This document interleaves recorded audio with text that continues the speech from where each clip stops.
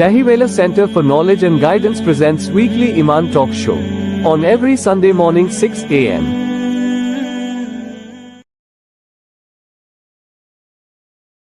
Bismillahir Rahmanir Rahim. Alhamdulillahi Rabbil Alameen.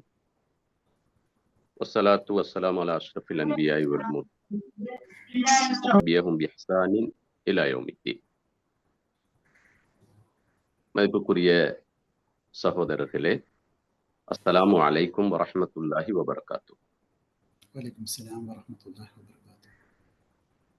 இன்று உங்களோடு நாங்கள் பேச யோசிக்கின்ற ஒரு தலைப்பு தான் சமூக நலன் பேணும் இஸ்லாம் என்ற தலைப்பிலே இந்த இடத்தில் எங்களுடைய சிந்தனைக்காக எடுத்துக்கொள்வோம். குறிப்பாக சமூக நலன் என்பது எதனை குறிக்கும் அல்லது அதனை எவ்வாறு இஸ்லாம் பார்க்கிறது என்பதை நாங்கள் முதலாவதாக விளக்கத்திற்கு எடுத்துக்கொள்கின்ற பொழுது இந்த தலைப்பை பற்றி அதனுடைய ஆளாகங்களை மிக தெளிவாக புரிந்து கொள்ள முடியும். சமூகம் என்பது பல மனிதர்கள் ஒன்றிணைந்த ஒரு கூட்டமைப்பு. ஏனென்றால் மனிதன் என்பவன் எப்பொழுதும் தனித்து வாழ முடியாது. அல்லாஹ் தஆலா மனிதன் படைத்ததோடையே சேர்த்து அவருக்கான ஒரு துணையை படைக்கிறான். அதே போன்றுதான் மனிதன் என்பவன் ஒரு சமூக பிராணி, சமூகம் சார்ந்தவனாகத்தான் அவன் வாழ்ந்து கொண்டிருக்கிறான். அல்லாஹ் தஆலா அந்த மனிதனை படைத்து ஆதம் அலைஹிஸ்ஸலாம் அவர்களை படைத்து அவர் ஜோடியை உருவாக்கி இருந்து பலரையும் அல்லாஹ் தஆலா இந்த உலகத்திலே மனிதனை தோற்றுவித்தான் என்பதைத்தான் குர்ஆனில் இருந்து படிக்கிறோம். அதனைத் தொடர்ந்து அந்த சமூகமாக ஒவ்வொரு ஊர்களில், ஒவ்வொரு பிரதேசங்களில், ஒவ்வொரு இடங்களில் கோத்திரங்களாக, சமூகங்களாக என்று அந்த மக்கள் பரவி வாழத் தொடங்கி பெரும் பெரும் சமூகங்களாக வியாபித்து வாழத் தொடங்குகிறார். பொதுவாகவே ஒரு நியதி இருக்கிறது. படைத்திருக்கின்ற அனைத்தையுமே அல்லாஹ் தஆலா ஜோடியாகத்தான் படைத்து வைத்திருக்கிறார். ومن كل شيء خلقنا زوجين لعلكم تذكرون. சூரா தாரியாத்திலே அல்லாஹ் தஆலா 49வது வசனத்தில் சொல்கிறான், ஒவ்வொன்றையும் நாங்கள் படைத்திருக்கின்ற ஒவ்வொன்றையும் சோடி சோடியாக படைத்து வைத்திருக்கிறோம். இதை நீங்கள் யோசிப்பதற்காக, ஞாபகப்படுத்தி சிந்தித்து உணர்வதற்காக என்று அல்லாஹ் தஆலா சொல்றார். ஏனென்றால் தனித்து வாழ முடியாது. அது ஒரு சோடியாக அல்லாஹ் தஆலா உருவாக்குவதன் நோக்கம், அதன் மூலம் அது பல்கி பெருகி வியாபித்து அது ஒரு கூட்டமாக வாழ வேண்டும் என்பதைத்தான் அல்லாஹ் தஆலா இவற்றிலே சொல்ல முற்படுகிறார். சோடி என்று சொல்கின்ற பொழுது பொதுவாக இந்த வசனத்திலே இரவு பகல், இன்பம் துன்பம், நல்லது கெட்டது, அது போன்று சொல்வதை போன்று அல்லாஹ் தஆலா அதற்கே உரிய ஒரு ஆண் பெண் என்ற ஒரு வித்தியாசத்தையும் அல்லாஹ் தஆலா படைத்து வைக்கிறார். அதே போன்றுதான் தாவரங்களில் கூட அல்லாஹ் தஆலா அந்த சோடியை உருவாக்குறார். ومن كل ثمرات جعل فيها زوجين اثنين. தாவரங்களிலும் கூட, பழங்களிலும் கூட, தாவர வர்க்கங்களிலும் கூட அல்லாஹ் தஆலா சோடிகளை உருவாக்கி வைத்திருப்பதாக சூரா ராதிலே 3வது வசனத்தில் கூறுகிறார். பல்கி பெருக வேண்டும் என்று சொன்னால் அது இன்னும் ஒரு சோடியை அல்லது இன்னும் பலதை அது வேண்டி நிற்கிறது. இது போலதான் மனிதன் என்பவனும் தனித்து வாழ முடியாது. அவன் ஒரு சமூகமாக வாழ வேண்டும். அவ்வாறு வாழுகின்ற பொழுதுதான் அந்த மனிதன் அடுத்தவர்களுக்கு பயனுள்ளவனாக வாழ்வான். அடுத்தவர்களோடு அவனுடைய தேவைகளை பரிமாறிக்கொள்ளுவான்.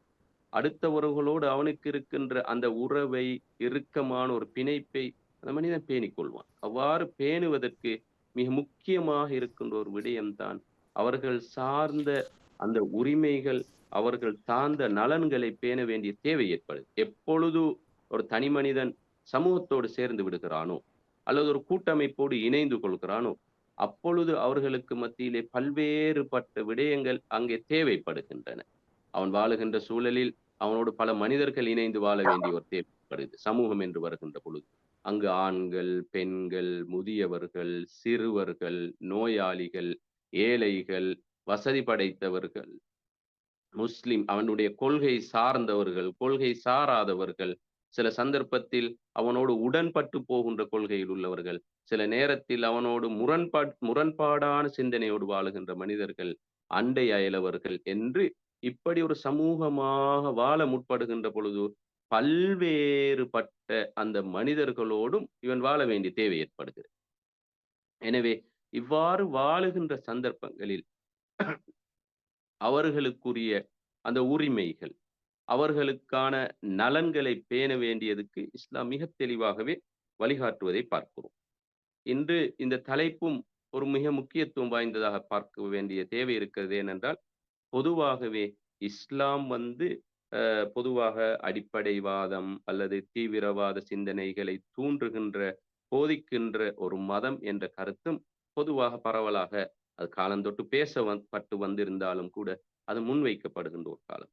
அதே போன்று அது பிறருடைய நலன் விடயத்திலேயோ சமூக நலனிலேயோ அக்கறை கொள்வதில்லை என்ற கருத்தும் முன்வைக்கப்படுகிறது.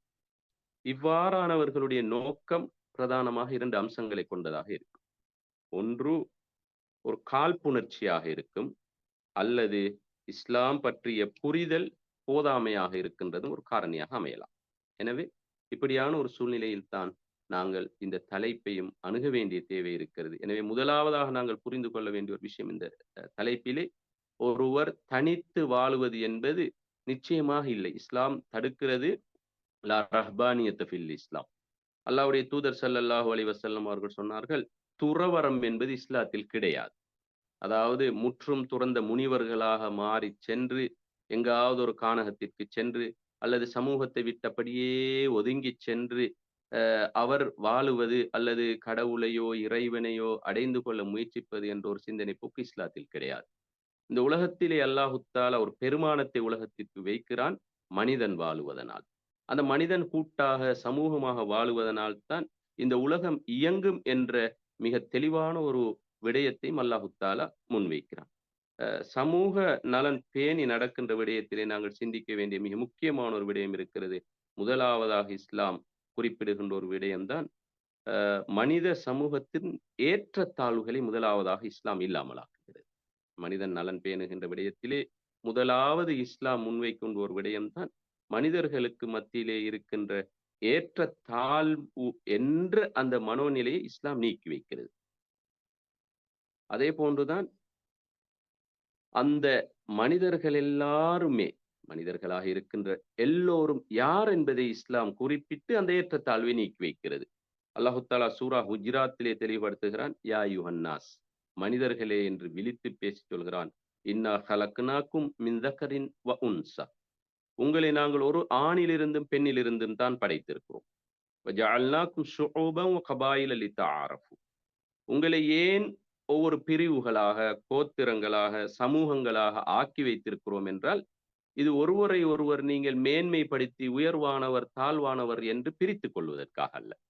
நீங்கள் உங்களில் ஒருவரை ஒருவர் அறிமுகப்படுத்திக் கொள்வதற்காகவும் அறிந்து கொள்வதற்காகவும் தான் நான் உங்களை அப்படி ஆக்கி வைத்திருக்கிறோமே தவிர உங்களிலே ஏற்றத்தாழ்வை பேணுவதற்காக அல்ல. இன்று பார்க்கிறோம், மனிதர்களுக்கு மத்தியில் எத்தனை வகையான வகைப்படுத்தல்கள், அதிகாரங்கள் வைத்து மனிதர்கள் வகைப்படுத்தப்படுகிறார்கள். அதே போன்று மதங்கள் வைத்து, மதங்களின் சில மதங்களுக்கு உள்ளேயே அவர்களுடைய எத்தனை வகையான வர்க்கங்கள் அவர்கள் பிரிக்கப்படுகிறார்கள். பணத்தை வைத்து மனிதர்கள் வகைப்படுத்தப்படுகிறார்கள். ஆனால் இஸ்லாம் சொல்கிறது, நீங்கள் அனைவரும் சமமானவர்கள். ஒரு தாயினிலிருந்தும் ஒரு தந்தையிலிருந்தும் நீங்கள் படைக்கப்பட்டிருக்கிறீர்கள். எனவே உங்களிடத்தில் வேறுபாடு இல்லை என்று முதலாவதாக மனித நலன் பேணுகின்ற விடயத்தில் அனைத்து மனிதருடைய உள்ளத்திலும் இஸ்லாம் ஆழமாக பதிய வைக்க முற்படுகின்ற ஒரு விடயம்தான், உங்களுக்கு மத்தியில் ஏற்றத்தாழ்வு கிடையாது, நீங்கள் அனைவரும் சமமானவர்கள் என்ற நிலையில் அடுத்தவருடைய நலனை பேண வேண்டிய தேவை இருக்கிறது என்ற ஒரு விடயத்தை முன்வைக்கிறது. அடுத்த விடயமாகத்தான் ஒரு மனிதருக்கு உயிர் வாழுகின்ற உரிமையை கொடுத்து அவருடைய நலனை பேணுகிறது. அல்லாஹு தஆலா சூரா மாயிதாவிலே 32வது வசனத்திலே இப்படி சொல்கிறான், வமன் அஹ்யாஹா ஃபகஅன்னமா அஹ்யன் நாஸ ஜமீஆ, யார் ஒரு மனிதன் ஒரு சமூகத்திலே ஒருவரை உயிர் வாழ வைக்கிறாரோ, ஒருவரை உயிர் வாழச் செய்கிறாரோ, அவ்வாறு உயிர் வாழச் செய்பவர் முழு மனித சமூகத்தையுமே உயிர் வாழச் செய்தவரை போலாவார் என்று அல்லாஹு தஆலா இந்த வசனத்திலே தெளிவுபடுத்துகிறான். அதே போன்றுதான் அல்லாஹு தஆலா ஒரு நபியையே அல்லாஹு தஆலா தெரிவு செய்கிறான். அங்கு வாழுகின்ற அந்த சமூகத்தில், அந்த நபி உருவாகிய அல்லது நபியை தெரிவு செஞ்ச அந்த சமூகத்திலே வாழுகின்ற பொழுது அங்கு பிறக்கின்ற ஆண் குழந்தைகள் இந்த உலகாயுத ஒரு நோக்கத்திற்காக கொலை செய்யப்படுகிறார்கள். பிறந்த உடனேயே அவர்கள் கொலை செய்யப்பட்டார்கள். நபி மூசா அலைஹிஸ்ஸலாம் அவருடைய வரலாறை நீங்கள் அறிந்திருப்பீர்கள். நாங்கள் பார்க்கிறோம், அங்கு வாழ்ந்த அந்த ஆட்சியாளர்கள், மன்னர்களுக்கு சொல்லப்பட்ட அறிவுறுத்தல், இங்கு கிடைக்கின்ற அல்லது பிறக்கின்ற ஒரு ஆண் குழந்தையின் மூலமாக உங்களுடைய அதிகாரம் இல்லாமல் போகும் என்று சொன்ன பொழுது, தன்னுடைய அந்த அதிகார மோகத்தினால், தன்னுடைய அந்த பரம்பரை அல்லது தான் சார்ந்தவர்கள் ஆள வேண்டும் என்ற அந்த நோக்கத்தினால் பிறக்கின்ற உரிமையை அல்லது பிறக்கின்ற அந்த நலனை அந்த இல்லாமலாக்கிய சந்தர்ப்பத்தில் தான் அல்லாஹு தஆலா ஆண் குழந்தைகளை கொல்லப்பட்ட அந்த சந்தர்ப்பத்தில் ஒரு ஆண் குழந்தையை அல்லாஹு தஆலா, அங்கே யார் அந்த குழந்தையை கொலை செய்ய வேண்டும் என்று யோசிக்கிறார்களோ அவர்களிலேயே அல்லாஹு தஆலா வளரச் செய்து, அங்கே அந்த அவர்களுடைய அந்த ஆண் வர்க்கத்தினுடைய அந்த நலனை அன்று பேணியதை பார்ப்போம். அதே போன்றுதான் பெண் குழந்தைகள் பிறப்பதே மிக கேவலமாக கருதிய சந்தர்ப்பத்தில் இஸ்லாம் வலியுறுத்துகிறது. எந்த அளவுக்கு என்றால் பெண் குழந்தைகளுடைய மேன்மையை சொல்கிறது, அவர்களுடைய உரிமைகளை பேசுகிறது, அவருடைய நலன்களை பேணுகிறது. அதே போன்றுதான் மனிதர்களை ஒரு அடிமைகளாக வைத்து பார்த்த சந்தர்ப்பத்தில், மனிதர்கள் என்பவர்கள் அதாவது அதிகார வர்க்கத்தில் இருப்பவர்களுக்குரிய அடிமைகள், அவர்களுடைய தேவைகளை நிறைவேற்ற வேண்டும் என்று ஏழ்மை நிலையிலும் அல்லது அடிமட்ட நிலையிலும் வாழுகின்றவர்களை தங்களுடைய அதிகாரங்களுக்கும் வசதி வாய்ப்புகளோடும் வாழுகின்ற மனிதர்கள் இவர்களை அடிமைகளாக பயன்படுத்திய சந்தர்ப்பத்தில் கூட அந்த அடிமைத்தனத்தை ஒழித்து மனிதர்களுடைய ஏற்றத்தாழ்வு நிலைகளை மாற்றி அவர்கள் உயிர் வாழுகின்ற அந்த உரிமைகளை கொடுத்து அவருடைய நலன்களை பேணிய நிலைகளை பார்க்கிறோம். அதே போன்றுதான் அல்லாஹ்வுடைய தூதர் ஸல்லல்லாஹு அலைஹி வஸல்லம் ஒரு சந்தர்ப்பத்திலே சொல்கிறார்கள், பிறர் நலன் பேணுபவர் தான் உண்மையான முஸ்லிம் என்பதை சொல்கிறார். பிறருடைய நலனை பேணுகின்றவர் உண்மையான ஒரு முஸ்லிம். அப்துல்லா பின் அம்ர் ரலியல்லாஹு அன்ஹு அவர்கள் அறிவிக்கின்ற ஒரு ஹதீஸ் புகாரியிலே பதிவு செய்யப்படுகிறது. அல் முஸ்லிமு மன் சலிமல் முஸ்லிமூன மின் லிசானிஹி வ யதிஹி. முஸ்லிம் என்பவர் யார் என்றால் பிற முஸ்லிம் இவருடைய நாவில் இருந்தும் அதே போன்று இவருடைய கரத்தினால் ஏற்படும் தீங்குகளில் இருந்தும் பாதுகாப்பு பெற்று வாழுபவராக ஒரு முஸ்லிம் இருந்தால், இவருடைய நாவாலோ கரத்தாலோ இன்னொரு மனிதனுக்கு அநீதம் இழைக்காமல் வாழுகின்றவராக இருந்தால் இவர்தான் உண்மையான ஒரு முஸ்லிம் என்று அல்லாஹ்வுடைய தூதர் ஸல்லல்லாஹு அலைஹி வஸல்லம் அவர்கள் பிறருடைய நலன் பேணுகின்ற விடயங்களை, பிறருக்கு எந்த விதத்திலும் இவர் தீங்காக இருக்க மாட்டார். பிறருக்கு இவருடைய குறைந்தது இவருடைய ஒரு வார்த்தை கூட பிறருடைய நலனை பாதிக்காது, இவருடைய எந்த ஒரு செயலும் பிறருடைய நலனை பாதிக்காது என்று அல்லாஹ்வுடைய தூதர் ஸல்லல்லாஹு அலைஹி வஸல்லம் அவர்கள் குறிப்பிட்டு காட்டுகிறார்.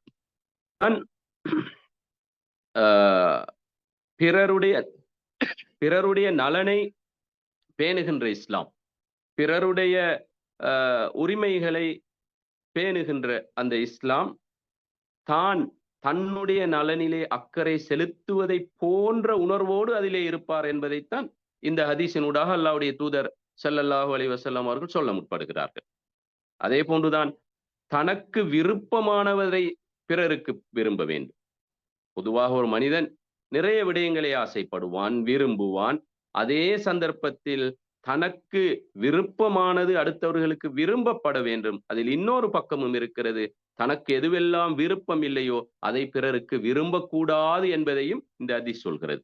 அல்லாஹ்வுடைய தூதர் ஸல்லல்லாஹு அலைஹி வஸல்லம் அவர்கள் ஒரு சந்தர்ப்பத்தில் சொல்கிறார்கள், லா யுமினு அஹதுக்கும் ஹத்தா யுஹிப்ப லி அஹீஹி மா யுஹிப்பு லி நஃப்ஸி. இது அனஸ் ரலியல்லாஹு அன்ஹு அவர்கள் மூலமாக அறிவிக்கப்படுகின்ற ஒரு செய்தி, புகாரி கிரந்தத்திலே பதிவு செய்யப்பட்டிருக்கிறது. அல்லாஹ்வுடைய தூதர் ஈமானோடு தொடர்படுத்தி பேசுகிறார். ஒரு மனிதனை முஸ்லிம் இல்லையா என்று தீர்மானிக்கின்ற மிக முக்கியமான ஒரு இடம்தான் அவனிடத்திலே இருக்கின்ற அல்லாஹ்வை பற்றிய, அல்லாஹ் சொன்னவைகளை பற்றிய நம்பிக்கை கோட்பாடு. அந்த நம்பிக்கை கோட்பாடோடு தொடர்படுத்தி அல்லாஹ்வுடைய தூதர் ஸல்லல்லாஹு அலைஹி வஸல்லம் அவர்கள் சொல்கிறார்கள், ஒரு முஸ்லிம், அதாவது உன்னிடத்தில் ஒரு மூமின் ஈமான் இருக்குது என்பதற்குரிய அடையாளம் தான் தனக்கு விருப்பமானதை பிறருக்கும் விரும்புபவராக அவர் இருப்பார் என்று சொல்கிறார்கள். மனித நலனை எப்படி பேணுகிறது என்று யோசித்துப்பார். இன்று நிறைய பேர் விருப்பம் தனக்கு எல்லாம் கிடைக்க வேண்டும், தான் சுகமாக இருக்க வேண்டும், தான் பசியோடு இருக்கக்கூடாது, நிறைய வாய்ப்பு வசதிகளோடு இருக்க வேண்டும், தனக்கு எல்லாவற்றும் தேவை என்று யோசிக்கிறார். ஆனால் இங்கு பிறருடைய நலனை எப்படி பேசுகிறது இஸ்லாம்? அல்லாஹ்வுடைய தூதர் எப்படி சொல்கிறார்கள்? உனக்கு எதுவெல்லாம் விருப்பமோ அதனை நீ விரும்ப வேண்டும். அதே போன்றுதான் இந்த ஹதீஸின் மறுபக்கமும் இருக்கிறது, உனக்கு எதுவெல்லாம் விருப்பம் இல்லையோ அதனை நீ அடுத்தவர்களுக்கு விரும்பக்கூடாது. அதாவது நாங்கள் எங்களை யாரும் ஏசுவதை விரும்ப மாட்டோம், எங்களை யாரும் தரம் குறைவாக பேசுவதை விரும்ப மாட்டோம், எங்களுக்கு யாரும் அநீதம் செய்வதை விரும்ப மாட்டோம், எங்களிடத்தில் எதையாவது பறித்தெடுப்பதை, எங்களுடைய உரிமைகள் மீறப்படுவதை நாங்கள் விரும்ப மாட்டோம். அப்படி என்றால் அதை நீ பிறருக்கும் விரும்பக்கூடாது என்பதையும் இந்த ஹதீஸினூடாக அல்லாஹ்வுடைய தூதர் ஸல்லல்லாஹு அலைஹி வஸல்லம் அவர்கள் சொல்வதை பார்க்கிறோம். அதுபோலதான் எங்களோடு வாழுகின்றவர்கள், நான் ஆரம்பத்தில் குறிப்பிட்டதை போன்று பல மனிதர்களோடு இணைந்துதான் நாங்கள் வாழ்ந்து கொண்டிருக்கிறோம். ஒரு மனிதன் தாய் தந்தையோடு சிறுவர்களாக இருக்கின்ற பொழுது வாழ்கிறான்.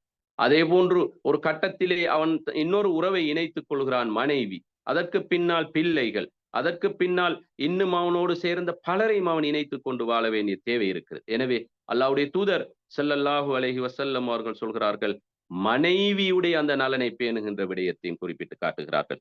உங்கள் மனைவியர்கள் அல்லாஹு தாலாவால் உங்களுக்கு வழங்கப்பட்ட அமானிதம் அவர்கள் என்று அல்லாஹ்வுடைய தூதர் சொல்கிறார்கள்.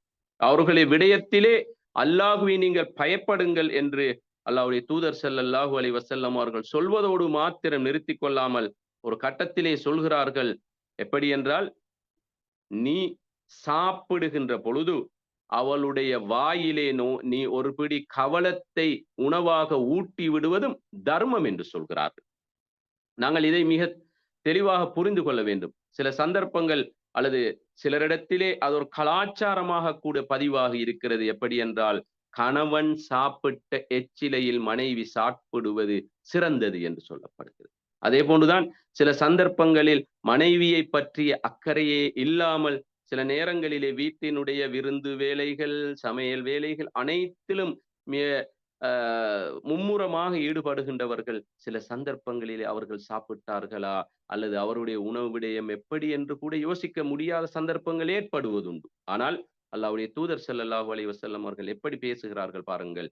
நீ உன்னோடு சாப்பிடுகின்ற பொழுது, இன்னொரு சந்தர்ப்பத்தில் சொன்னார்கள், நீ சாப்பிட்டால் உனது மனைவிக்கும் சாப்பிடக்கூடும், நீ புதிய ஒரு ஆடை அணிந்தால் அவளுக்கு மணியக்கூடு என்று அப்படி அவளுடைய அந்த உரிமைகளை பேணியதை நாங்கள் பார்க்கிறோம். அதே போன்றுதான் பெற்றோருடைய நலனை பேணுகிறது.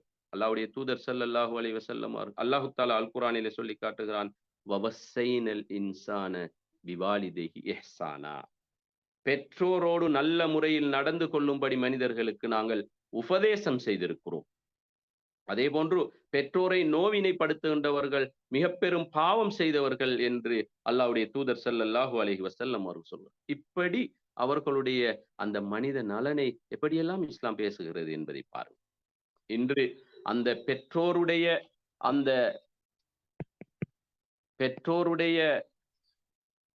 நலன் பேணப்படாததனால், பெற்றோரை பற்றிய அவர்களுக்கு செலுத்த வேண்டிய அந்த உரிமைகள், கண்ணியங்கள், மரியாதைகள் கொடுக்கப்படாததனால், இன்று நாளுக்கு நாள் கண்ணியம் செலுத்தப்படாததனால் இன்று நாளுக்கு நாள் முதியோர் இல்லங்கள் பெருகி கொண்டிருப்பதை பார்க்கிறோம். ஆனால் அல்லாஹு தஆலா பாதுகாக்க வேண்டும். இஸ்லாமிய சமூகத்திலே அது மிக மிக குறைவாக இருக்கிறது.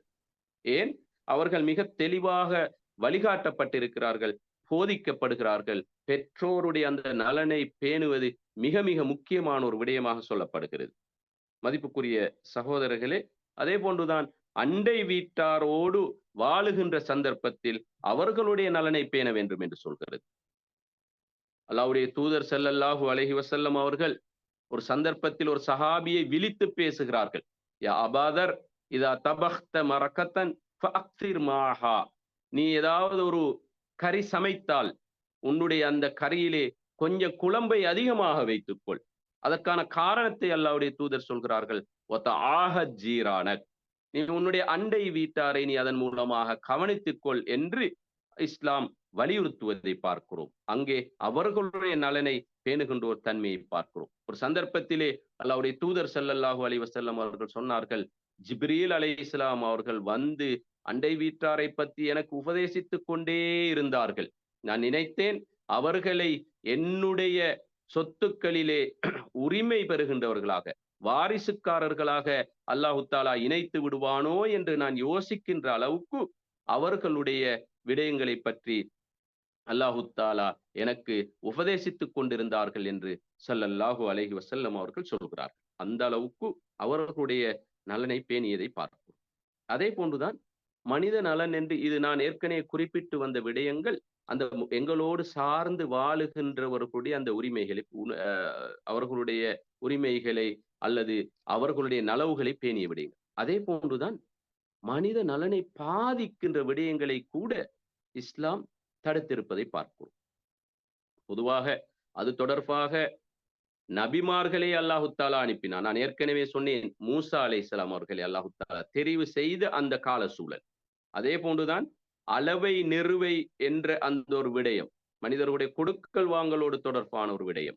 இந்த விடயத்திலே மோசடி செய்கின்றவர்களை எச்சரிப்பதற்காக என்று அல்லாஹு தஆலா ஒரு நபியை அனுப்பினார். நபி சாலிஹ் அலைஹிஸ்ஸலாம் அவர்கள் அந்த சமூகத்திற்கு வந்து செய்த உபதேசம். ஏனென்றால் ஒவ்வொரு நபிமார்களும் வந்து அந்த சமூகம் ஒவ்வொரு வகையான பிழையான வழிமுறைகளிலே நடவடிக்கைகளிலே வாழ்ந்து கொண்டிருந்தார்கள். அது பிழை என்பதை உணர்த்துவதற்காக அல்லாஹு தஆலா அந்த விடயத்திலே அது சார்ந்த அந்த துறையிலே அந்த நபிமார்களை அல்லாஹு தஆலா தேர்ச்சி பெற்றவர்களாக அனுப்பி வைத்தார். அந்த அடிப்படையில் தான் நபி சாலிஹ் அலைஹிஸ்ஸலாம் அவர்கள் வந்த அந்த சமூகம் அளவை நிறுவையிலே மோசடி செய்து கொண்டு வாழ்ந்தது. அல்லாஹு தஆலா அதை தெளிவுபடுத்துவதற்காக சூரத்துல் முத்தஃபிஃபீன் என்ற ஒரு அத்தியாயத்தை இறக்கி வைத்து சொல்கிறான், வயலுல் லில் முத்தஃபிஃபீன், அளவை நிறுவையிலே மோசடி செய்பவர்களுக்கு கேடுதான். அல்லதீனஹும் இதக்தாலு அலன்னாஸ் யஸ்தௌஃபூன், அல்லாஹு தஆலா சொல்கிறான், அளவை நிறுவையில் மோசடி செய்பவர்களுடைய மனோநிலை எப்படி இருக்கும் என்றால், அவர்கள் தங்களுக்காக ஒரு விடயத்தை அளந்தோ நிறுத்தோ எடுத்துக்கொண்டால் அதிலே சமமாக அவர்கள் நடந்து கொள்வார்கள். அதிலே அதாவது இவர்கள் யாருக்காவது ஒரு விடயத்தை கொடுக்கின்ற பொழுது அதிலே அவர்கள் சமமாக இருப்பார்கள்.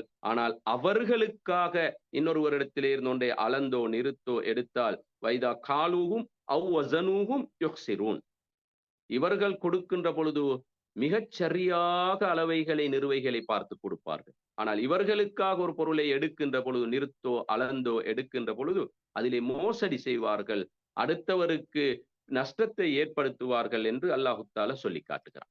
பாருங்கள், ஒரு மனிதன் ஒரு வியாபார நடவடிக்கைகளில் அல்லது அவனோடு வாழுகின்ற அந்த பழக்க வழக்க அன்றாட நடவடிக்கைகளில் எல்லாம் அவர்களுடைய உரிமைகளை எந்த அளவுக்கு அவருடைய நலனை பேணி இருக்கிறது என்பதை பாருங்கள்.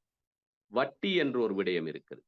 இஸ்லாம் அதை வன்மையாக கண்டிக்கிறது. ஏனென்றால் இதன் மூலமாக சிலர் நலன் பெறுகிறார்கள், அதன் மூலமாக இன்னும் பலர் பாதிக்கப்படுகிறார்கள். அவருடைய நலன் பாதிக்கப்படுகிறது என்பதனால் அதை மிகப்பெரிய ஒரு பாவமாக இஸ்லாம் பார்க்கிறது. பொதுவாக நாங்கள் அறிந்திருப்போம், இஸ்லாமிய அந்த சட்டத்துறையை, ஃபிக்ஹுல் இஸ்லாமி என்று சொல்கின்ற இஸ்லாமிய சட்ட திட்டங்களை முன்வைக்கின்ற அந்த சட்டத்துறையை பிரதானமான 4 பெரும் தலைப்புகளிலே அறிஞர்கள் உள்ளடக்குவார்கள். அதில் முதலாவதான ஒரு விடயமாக அவர்கள் சொல்லுவார்கள், இபாதாத் என்ற ஒரு விடயம். இபாதத்துக்கள் சார்ந்த விடயங்களை பற்றிய அவருடைய சட்ட விதிமுறைகள், சட்ட ஒழுங்குகள் எவ்வாறு நிறைவேற்ற வேண்டும் என்று போதிக்கின்ற அந்த விடயங்கள் அந்த ஃபிக்ஹுல் இஸ்லாமியிலே ஒரு பிரதான அம்சமாக இருக்கிறது. அதே போன்றுதான் முஆமலாத் என்று சொல்கின்ற கொடுக்கல் வாங்கலோடு தொடர்பான விடயங்கள், கொடுக்கல் வாங்கலோடு சம்பந்தப்படுகின்ற தொடர்பான அந்த விடயத்திலே பேசுகின்ற அம்சம். மூன்றாவது விடயமாக சொல்வார்கள் முனாகஹாத், விவாகரத்தோடு சம்பந்தப்பட்ட விடயம். அடுத்ததாக சொல்வார்கள் ஜினாயாத், குற்றங்களுக்கான தண்டனைகளை நிறைவேற்றுகின்ற குற்றவியல் சட்டங்கள். இந்த 4 பிரதான அம்சங்களை நாங்கள் எடுத்து நோக்கினோம் என்றால் இவை 4லும் கூட மனித நலன் பேணுகின்ற விடயமாகத்தான் இன்று பலரும் இஸ்லாமிய ஷரியத்தை அல்லது ஷரியா சட்டங்களை விமர்சிக்கின்ற ஒரு காலகட்டங்களை நாங்கள் பார்க்கிறோம். ஆனால் இந்த 4ஐயும் சேர்த்ததுதான் இந்த பிரதானமான 4 தலைப்புகளுக்குள்ளும் தான் அந்த ஷரியா சட்டம் உள்ளடக்கப்பட்டிருக்கிறது என்று அறிஞர் சொல்கிறார். இந்த 4 விடயங்களிலும் நீங்கள் எடுத்து பார்த்தால், அதாவது வணக்க வழிபாடுகள், கொடுக்கல் வாங்கல், விவகாரம், விவாகரத்து விடயங்கள், குற்றவியலுக்கான அந்த குற்றவியல் சட்டங்கள், இவை அனைத்திலுமே பேணப்படுவது மனித நலன்தான். மனித நலனை பற்றித்தான் இவை அனைத்திலுமே சொல்லப்படுகிறது என்பதை நாங்கள் இஸ்லாத்திலிருந்து மிக தெளிவாக புரிந்து கொள்ளலாம். நான் ஏற்கனவே குறிப்பிட்டதை போன்று வட்டி, அதே போன்று ஒருவருக்கு எதிராக இன்னொருவர் வியாபாரம் செய்கின்ற முறை, கலப்படம் செய்வது. அல்லாஹ்வுடைய தூதர் ஸல்லல்லாஹு அலைஹி வஸல்லம் அவர்கள் ஒரு சந்தர்ப்பத்திலே மக்கா அந்த தெருவிலே போகிறார்கள். போகின்ற பொழுது ஒரு கடையிலே சென்று அவர் குவித்து வைத்திருக்கின்ற அந்த உணவு தானியங்களுக்குள் தன்னுடைய கையை விட்டு பார்க்கிறார்கள். அது கொஞ்சம் ஈரலிப்பாக இருக்கிறது. அல்லாஹ்வுடைய தூதர் ஸல்லல்லாஹு அலைஹி வஸல்லம் அவர்கள் கேட்கிறார்கள், ஏன் இது ஈரலிப்பாக இருக்கிறது? அப்பொழுது அந்த வியாபாரி சொல்கிறார், யா ரசூலல்லாஹ், மழை பெய்து நனைந்து விட்டது என்று சொல்கிறார். சொன்ன பொழுது அல்லாஹ்வுடைய தூதர் ஸல்லல்லாஹு அலைஹி வஸல்லம் அவர்கள் சொன்னார்கள், அப்படி என்றால் நீ அதை மக்களுடைய பார்வைக்கு தெரிய வைத்திருக்கலாமே, ஏன் இவ்வாறு வைத்து நீ வியாபாரம் செய்ய வேண்டும் என்று உண்மைத்தன்மையை, அந்த பொருளின் உண்மைத்தன்மையை நீ வெளிப்படுத்தி இருக்கலாம் என்று சொன்னதோடு மாத்திரம் நிறுத்தி கொள்ளாமல் இன்னொரு வார்த்தை பிரயோகத்தையும் அல்லாஹ்வுடைய தூதர் சொல்கிறார்கள், மன் கஸ்ஸனா ஃபலைஸ மின்னா, யார் எங்களுக்கு மோசடி செய்வார்களோ, ஏமாற்றி வியாபாரம் செய்வார்களோ அவர்கள் எங்களை சார்ந்தவர் அல்ல என்ற ஒரு செய்தியை அல்லாஹ்வுடைய தூதர் ஸல்லல்லாஹு அலைஹி வஸல்லம் அவர்கள் சொல்கிறார். மனித நலனை எப்படியெல்லாம் பேணுகிறது என்பதை பாருங்கள். அதுபோன்றுதான் இன்னொரு சந்தர்ப்பத்திலே சொல்கிறார்கள், மனித நலனுக்கு எதுவெல்லாம் பாதிப்பை ஏற்படுத்துமோ அதனை அகற்றுவது, நீக்குவது மனித நலன் பேணுகின்ற ஒரு அம்சம்தான். அதனை எதனோடு தொடர்படுத்தி பேசுகிறது இஸ்லாம் என்றால் இறை நம்பிக்கையோடு தொடர்படுத்தி பேசுகிறது. அல்லாஹ்வுடைய தூதர் ஸல்லல்லாஹு அலைஹி வஸல்லம் அவர்கள் ஒரு சந்தர்ப்பத்திலே சொல்கிறார்கள், அல் ஈமான் லஹு அக்ஸர் மின் 70 ஷுஅபா. ஈமானுக்கு 70 சொச்சம் கிளைகள் இருக்கிறது. அதிலே அலாஹா, அதில் உயர்ந்த தரத்தில் இருப்பது எதுவென்றால் லா இலாஹ இல்லல்லாஹ், அல்லாஹ்வை தவிர வணங்கி வழிபடுவதற்குரிய நாயன் வேறு யாரும் இல்லை என்று விசுவாசிப்பது, ஏற்றுக்கொள்வது என்று சொல்லிவிட்டு அதிலே மிக குறைந்த ஒரு படித்தரத்தில் உள்ளதுதான் அதுனாஹா இமாத்தத்துல் அதா ஃபித் தரீக். அல்லாஹ்வுடைய தூதர் சொல்கிறார்கள், அதிலே குறைந்த தரத்தில் இருப்பது வீதியிலே மனிதர்களுக்கு தீங்கை ஏற்படுத்துகின்ற கற்களையோ முட்களையோ அகற்றுவது என்று சொல்கிறார்கள். வீதியில் செல்கின்ற பொழுது ஏனையவர்களுக்கு பாதிப்பை ஏற்படுத்துகின்ற ஏதாவது ஒரு பொருள் இருக்கும் என்றால் அது அகற்றப்பட வேண்டும். காரணம் என்னவென்றால் இதிலே பயணிக்கின்ற அந்த மனிதர்களுடைய நலன் பயணிக்கப்பட வேண்டும், அந்த சமூகத்தினுடைய அல்லது அந்த மனிதர்களுடைய நலனை பாதுகாக்க வேண்டும் என்று அல்லாஹ்வுடைய தூதர் ஸல்லல்லாஹு அலைஹி வஸல்லம் அவர்கள் சொல்கிறார். சில சந்தர்ப்பங்களில் நாங்கள் பார்க்கிறோம், இன்று நடக்கின்ற யுத்தங்களை யோசித்து பாருங்கள். யுத்தம் என்று வந்துவிட்டால் சிலர் சொல்லுவார்கள், உதாரணமாக சண்டை என்று வந்தால் சட்டை கிழிபடத்தான் செய்யும் என்று சொல்வார்கள். ஏனென்றால் அதை நியாயப்படுத்துவதற்காக பேசுவார். இன்று யுத்த சூழ்நிலைகளை பாருங்கள். யுத்த சூழ்நிலைகளில் எல்லாம் யுத்தம் என்று வந்துவிட்டால் யுத்தத்தை நடாத்துகின்றவர்கள் அங்கே எந்த ஒரு யுத்த தர்மமும் மேற்கொள்ளப்படுவதில்லை, பேணப்படுவதில்லை. காரணம், வெற்றி ஒன்று மாத்திரமே அவர்களுக்கு குறிக்கோளாக சொல்லப்படுகிறது. ஆனால் இஸ்லாத்தை பொறுத்தவரையில் எந்த அளவுக்கு அந்த யுத்தங்களை கூட பார்க்கிறது என்றால் அந்த யுத்த சூழ்நிலையிலும் கூட சமூகத்தினுடைய மனிதர்களுடைய நலனை பேணுகிறது என்பதை பாருங்கள்.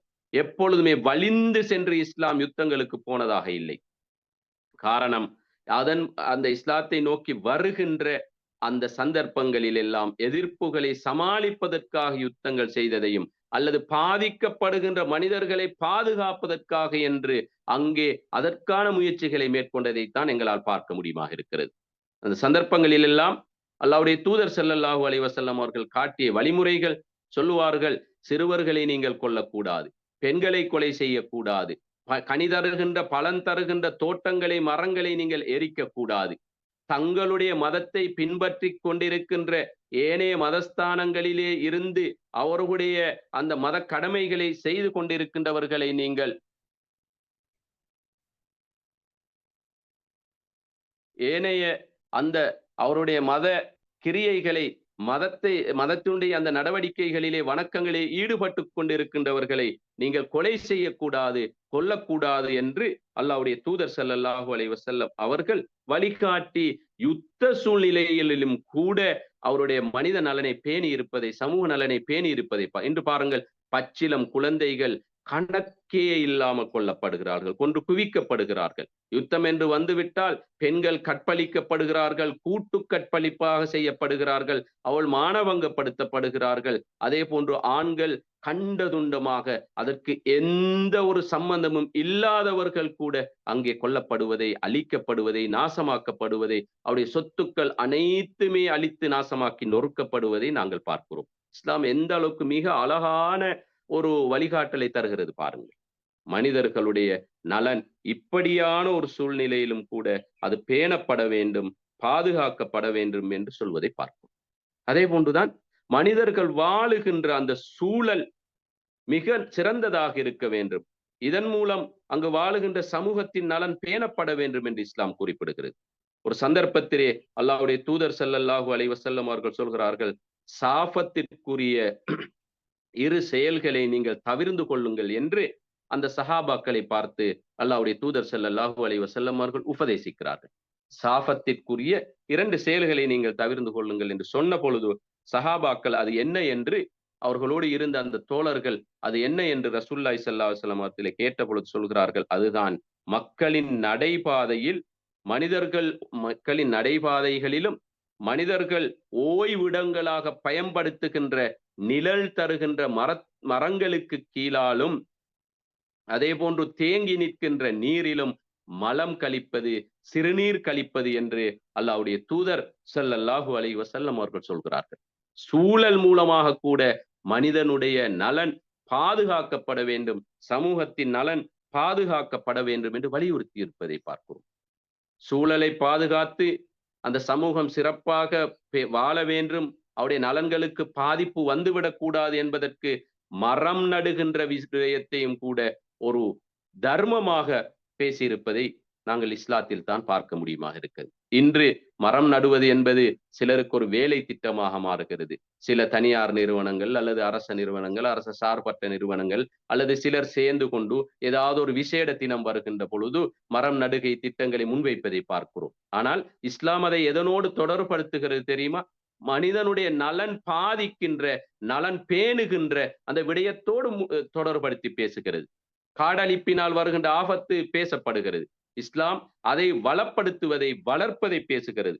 அல்லாஹ்வுடைய தூதர் ஸல்லல்லாஹு அலைஹி வஸல்லம் அவர்கள் ஒரு சந்தர்ப்பத்திலே சொல்கிறார்கள், ஒரு முஸ்லிம் ஒரு மரத்தை நாட்டுகிறான். அந்த மரத்தை நட்டுவதின் மூலமாக அந்த மரம் பழுத்து காய் தந்து அது மனிதர்களுக்கு பலன் தருகிறது. மிருகங்களுக்கு, பறவைகளுக்கு அதனுடைய கனிகள் பலன் கொடுக்கிறது. அந்த மரத்தினுடைய நிழல் மனிதர்களுக்கு நிழல் தருகிறது. அதே நேரம் அந்த மரத்திலே இருக்கின்ற கனிகளை எதையோ யாராவது திருடினாலோ களவாடி சென்றாலோ அந்த மனிதனுக்கு அது ஒரு நல்லதாகவே, நலவாகவே, தர்மமாகவே மாறும் என்று சொல்கிறார்கள். ஒரு சந்தர்ப்பத்திலே அல்லாஹ்வுடைய தூதர் ஸல்லல்லாஹு அலைஹி வஸல்லம் அவர்கள் சொல்கிறார்கள், நான் ஆரம்பத்தில் குறிப்பிட்டதை போன்று சில விடயங்களை ஈமானோடு தொடர்படுத்தி பேசுகிறார்கள். இந்த சூழல் பாதுகாக்கின்ற அல்லது மரம் நடுகின்ற ஒரு விடயத்தை மறுமையோடு தொடர்படுத்தி பேசுகிறார்கள். ஒரு சந்தர்ப்பத்திலே அல்லாஹ்வுடைய தூதர் ஸல்லல்லாஹு அலைஹி வஸல்லம் அவர்கள் சொன்னார்கள், அடுத்த கணம், அடுத்த நிமிடம் இந்த உலகம் அழியப் போகுது என்றிருந்தாலும், மறுமை நிகழப்போகுது என்றிருந்தாலும், உன்னுடைய கையில் ஒரு பேரித்தம் விதை இருந்தாலும் நீ அதை நாட்டிவிடு என்று அல்லாஹ்வுடைய தூதர் சொல்கிறார்கள். ஏன் தெரியுமா? மறுமை ஏற்படுவது, ஏற்படாமல் இருப்பது, அதனுடைய நேரத்தை, காலத்தை தீர்மானிப்பது அல்லாஹ்வுடைய கையில் இருக்கிறது. ஆனால் மனிதராக இந்த உலகத்திலே வாழுகின்ற உனக்கு ஒரு உரிமை, பொறுப்பு, கடமை இருக்கிறது. ஏனைய மனிதர்களுடைய நலனுக்காக வேண்டி உழைக்க வேண்டிய தேவை இருக்கிறது. எனவே நீ நட்டுகின்ற ஒரு மரம் அடுத்தவர்களுடைய, அந்த மனிதர்களுடைய, அந்த சமூகத்தினுடைய நலனுக்கு அது உதவியாக இருக்கும், தேவையாக இருக்கும். எனவே நீ நட்டிவிடு என்று அல்லாஹ்வுடைய தூதர் ஸல்லல்லாஹு அலைஹி வஸல்லம் அவர்கள் முன்வைப்பதை பார்க்கிறோம். சூழலின் மூலமாகவும் அந்த மனிதனுடைய நலனை பாதுகாக்க வேண்டும், பேண வேண்டும் என்று இஸ்லாம் வலியுறுத்துகிறது. அதுபோலதான் இன்று பார்க்கிறோம், அதிகார வர்க்கத்திற்கு யாராவது வந்து விட்டால், ஏதாவது ஒரு உயர் பதவிகளுக்கு வந்து விட்டால், தன்னுடைய நலனை மாத்திரம் கவனத்தில் கொண்டு ஏனையவர்களை பற்றிய நலனிலே அக்கறை செலுத்தாமல் இருப்பது, அல்லது அதிகார துஷ்பிரயோகங்கள் செய்வது, தனக்குரிய அந்த பதவிகளை பயன்படுத்தி ஏனையவர்களுடைய நலன்களிலே அக்கறை செலுத்துவதற்கு பதிலாக பாதிப்பை ஏற்படுத்தினால் அவர்களும் மறுமையிலே விசாரணைக்குட்படுத்தப்படுவார்கள் என்று சொல்கிறது. அல்லாஹ்வுடைய தூதர் ஸல்லல்லாஹு அலைஹி வஸல்லம் அவர்கள் சொன்னார்கள், குல்லுக்கும் ராஇன் வ குல்லுக்கும் மஸ்ஊலுன் அன் ரஅய்யத்திஹி. உங்களில் ஒவ்வொருவரும் பொறுப்பு சொல்ல வேண்டியவர்கள், பொறுப்புதாரர்கள் தான். அதிலே ஒரு விடயத்தை, பல விடயங்களை குறிப்பிட்டு விட்டு ஒரு விடயத்தை சொன்னார்கள். ஒரு தலைவர், ஆட்சி புரிகின்ற தலைவர், அவர் நியாயமாக நடக்க வேண்டும், அவருக்கு கீழால் இருக்கின்ற அந்த மக்களுடைய உரிமைகளை, அவருடைய நலனை பேண வேண்டும். அவ்வாறு பேணாவிட்டால் அவர் அதற்காகவே மறுமையிலே விசாரணைக்கு உட்படுத்தப்படுவார். அல்லாஹு தஆலாவினால் அந்த விசாரணை முடிவிலே அவர் தண்டனைக்குட்படுத்தப்படுவார் என்ற ஒரு செய்தியை அல்லாஹ்வுடைய தூதர் ஸல்லல்லாஹு அலைஹி வஸல்லம் அவர்கள் சொல்கிறார். நான் ஏற்கனவே குறிப்பிட்டேன், இஸ்லாமிய ஷரீஆ சட்ட துறைகள் 4 வகைகளாக பிரிக்கப்பட்டு 4 மிக பெரும் தலைப்புகளில் பேசப்படுகிறது. அதே போன்றுதான் 50 கடமைகளில் கூட சமூக நலனை இஸ்லாம் வலியுறுத்தி இருப்பதை பார்க்கிறோம். எங்களுக்கு தெரியும், ஜகாத், நோன்பு, இவற்றின் மூலமாக அந்த சமூக நலன் எவ்வாறு பேணப்படுகிறது, பார்க்கப்படுகிறது. தொழுகை மூலமாக சமூகம் எவ்வாறு ஒற்றுமையாக சமூகமாக வாழ வேண்டும் என்ற அந்த வலியுறுத்தல் அங்கே சொல்லப்படுகிறது. இவை 50 பிரதான கடமைகளில் கூட சமூக நலனை இஸ்லாம் வலியுறுத்தி இருப்பதை, பேணி இருப்பதை நாங்கள் மிக தெளிவாக பார்க்க முடியும். சிறுவர் நலன், முதியோர் நலன், பெண்கள் நலன், ஏழைகள் நலன், முஸ்லிம் அல்லாதவர்களுடைய நலன்கள் என்று ஒவ்வொரு விடயத்திற்கு மிக அழுத்தமாக முக்கியத்துவம் கொடுத்திருப்பதை பார்க்கிறோம். ஒரு சந்தர்ப்பத்திலே அல்லாஹ்வுடைய தூதர் ஸல்லல்லாஹு அலைஹி வஸல்லம் அவர்கள் சொல்கிறார்கள், மறுமையில் ஒரு விசாரணை வருகிறது. விசாரணை வந்து அந்த விசாரணையில் தான், அதாவது ஒரு முஸ்லிம் அல்லாதவருக்கும் இடையிலே நடந்த ஒரு மோசடி சம்பந்தமான, கொடுக்கல் வாங்கல் சம்பந்தமான ஏதாவது ஒரு விடயம் சார்ந்த ஒரு விசாரணை வந்தால் அல்லாஹ்வுடைய தூதர் சொல்கிறார்கள், அன்று மதிக்கப்படுகின்ற அல்லது பெருமானமற்ற ஒரு பொருளாக பார்க்கப்படுவதுதான் இராக் குச்சி என்பார். அதாவது அப்பொழுது மிஸ்வாக் செய்வதற்காக, பற்களை துலக்குவதற்காக பயன்படுத்திய ஒரு அற்பமான ஒரு குச்சி. அதை அல்லாஹ்வுடைய தூதர் சொல்கிறார்கள், இந்த அளவுக்கு ஒரு முஸ்லிம் அல்லாதவனுக்கு அநியாயம் செய்திருந்தாலும் நாளை மறுமையில் நான் அந்த முஸ்லிம் அல்லாதவனுடைய பக்கத்தில் தான் இருப்பேன் என்று சொல்கிறார். காரணம், ஒரு முஸ்லிம் அல்லாதவன் என்பதற்காக, கொள்கையினால், மதத்தினால், சிந்தனையினால் வேறுபட்டவன் என்பதற்காக அவனுக்கு அநீதம் செய்ய முடியாது. அவன் மனிதனாக பார்க்கப்பட வேண்டும், அவனுடைய நலனும் பேணப்பட வேண்டும். அல்லாஹ்வுடைய தூதர் மக்காவில் இருந்து விரட்டி அடிக்கப்பட்டு அல்லது அந்த மக்கத்து மண் அவர்களுக்கு இடம் கொடுக்காத பொழுது மதீனாவை நோக்கி சென்ற பொழுது அதனை சூழ இருந்த முஸ்லிம் அல்லாத மனிதர்களோடு உடன்படிக்கை செய்து சொல்கிறார்கள், நீங்கள் சுதந்திரமாக உங்களுடைய மதத்தை பின்பற்றலாம், நீங்கள் சுதந்திரமாக வாழலாம், உங்களுக்கு எங்களினால் எந்த ஒரு இடையூறும் வராது என்பதை சொல்லி காட்டுகிறார்கள். அவருடைய நலனை பேணுகிறார்கள். அது உயிரோடு இருக்கின்றவருடைய நலனை எந்த அளவுக்கு பேணுகிறார்கள் என்பது போல மரணித்த சந்தர்ப்பங்களிலும் கூட அவர்களுடைய நலனை பேணியிருக்கிறார்கள். ஒரு சந்தர்ப்பத்திலே ஒரு சஹாபி ஒரு யுத்த நேரத்திலே முஸ்லிம் அல்லாதவர் ஒருவரை, அதாவது முஸ்லிம் அல்லாதவர் அல்லது சிந்தனை ரீதியாக முரண்பட்டவர்களுக்கு இடையிலே பிரச்சனைகள் எழுவது வழக்கம். யுத்தம் நிகழ்ந்தது. ஒரு சஹாபி ஒரு முஸ்லிம் அல்லாதவரை துரத்தி கொண்டு செல்கிறார், அவரை கொல்லுவதற்காக. அந்த சந்தர்ப்பத்திலே அவர் கொலை செய்யப்படுகிறார். கொலை செய்ய முற்படுகின்ற பொழுது அந்த மனிதர் லா இலாஹ இல்லல்லாஹ் என்ற கலிமாவை சொல்கிறார். இதனையும் பொருட்படுத்தாமல் இவர் கொலை செய்து விடுகிறார். அதே சம்பவத்தை ஏனையவர்கள் அல்லாஹ்வின் தூதரிடத்திலே வந்து சொன்ன பொழுது அல்லாஹ்வுடைய தூதர் ஸல்லல்லாஹு அலைஹி வஸல்லம் அவர்கள் அந்த சம்பந்தப்பட்ட சஹாபியை, தோழரை அழைத்து கேட்கிறார்கள். கேட்ட நேரத்திலே அவர் சொல்கிறார், அல்லாஹ்வுடைய தூதர் கேட்கிறார்கள், நீங்கள் அவரை கலிமா சொன்னதன் பின்னாலும் கொலை செய்தீர்களா என்று கேட்ட பொழுது அந்த சஹாபி சொன்னார், இல்லை யா ரசூலல்லாஹ், அவர் என்னுடைய வாளுக்கு பயந்துதான் கலிமா சொன்னார் என்று. அப்பொழுது அல்லாஹ்வின் தூதர் கேட்கிறார்கள், அஃபலா ஷகத்த அல் கல்பி, நீங்கள் அவருடைய உள்ளத்தை பிளந்து பார்த்தீர்களா? ஏன் அவருக்கு வாழ்வதற்குரிய அந்த உரிமையை நீங்கள் வழங்கவில்லை? அவர் முஸ்லிம் அல்லாதவர் என்று நீங்கள் பார்க்க கூடாது என்று. இப்படி அனைவருடைய உரிமைகளையும் அனைவருடைய நலனையும் இஸ்லாம் பேணியதை நாங்கள் பார்க்க முடியும். எனவே மதிப்புக்குரிய சகோதரர்களே, சகோதரிகளே, இது ஒரு விரிவான ஒரு தலைப்பு. எனவே இதிலே பல விடயங்களை நாங்கள் உங்களுக்கு முன்வைக்க முடியுமாக இருந்தது குறிப்பிட்ட ஒரு நேரத்திற்குள். எனவே மனித நலன் பேணுவது என்பது, சமூக நலன் பேணுவது என்பது இஸ்லாத்திலே ஆணித்தரமாக வலியுறுத்தப்பட்ட ஒரு விடயம், அடிப்படையான ஒரு விடயம். அது பேணப்படாமல் போகின்ற பொழுதுதான் எத்தனையோ வகையான பிரச்சனைகள் சமூகத்தின் மட்டங்களிலும், ஊர் மட்டங்களிலும், குடும்ப மட்டங்களிலும், நாடுகள் மட்டங்களிலும் என்று எத்தனையோ பல விடயங்கள் ஏற்பட்டு பல்வேறுபட்ட பிரச்சனைகளுக்கு முழு சமூகமுமே ஆளாகுவதை பார்க்கிறோம். எனவே இந்த சந்தர்ப்பத்திலே வழங்கப்பட்ட அந்த நேரத்திற்குள் சில விடயங்களை பார்க்க முடியுமாக இருந்தது. அல்லாஹு தாலா அவற்றின் மூலமாக எனக்கும் உங்களுக்கும் அருள் புரிய வேண்டும். பேசப்பட்ட விடயங்களின் மூலமாக நல்லவைகளை அல்லாஹு தாலா எடுத்து நடைமுறைப்படுத்துகின்ற மனோநிலையை தர வேண்டும் என்று வேண்டி விடைபெறுகிறேன். வஆஹிர் தஅவானா அல்ஹம்துலில்லாஹி ரப்பில் ஆலமீன். அஸ்ஸலாமு அலைக்கும் வரஹ்மத்துல்லாஹி வபரகாத்துஹு.